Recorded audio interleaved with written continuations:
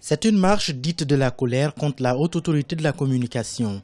Des centaines de journalistes ont marché du siège du ministère de la Communication à celui de la haute autorité de la communication, HAC. Cette marche vise à réclamer un plus grand respect de la liberté de la presse, mais surtout l'arrêt des violences dont les journalistes sont parfois victimes de la part des forces de l'ordre.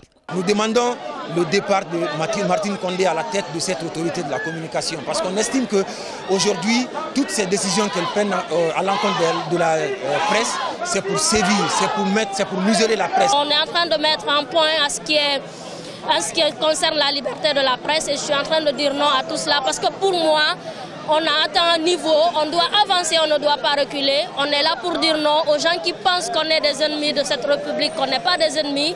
Cette marche a été organisée par l'ensemble des organisations de presse du pays suite à l'incarcération du coordinateur général des programmes de la télévision de Gangan TV, la bastonnade des journalistes dans une unité de gendarmerie de la capitale, la suspension pour une semaine de la radio Espace FM et l'avertissement lancé à la télévision Évasion Guinée.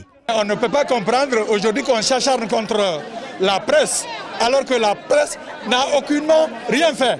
Quand la presse est touchée, c'est que la société civile est touchée.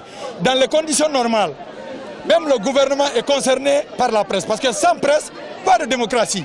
La situation elle est préoccupante, raison pour laquelle, de façon particulière d'ailleurs, moi-même j'ai dit que les médias n'ont qu'à retirer leurs plaintes et venir au niveau du haut commandement de la gendarmerie pour qu'on essaie de laver le linge sale en famille. Devant le siège de la haute autorité de la communication, les marcheurs ont livré une déclaration lue par une des victimes des exactions commises la semaine dernière à l'escadron de la gendarmerie numéro 3. Ils ont annoncé qu'une plainte sera portée le jeudi 9 novembre 2017 à la justice de paix de Mafanko pour coups et blessures volontaires et destruction de biens privés.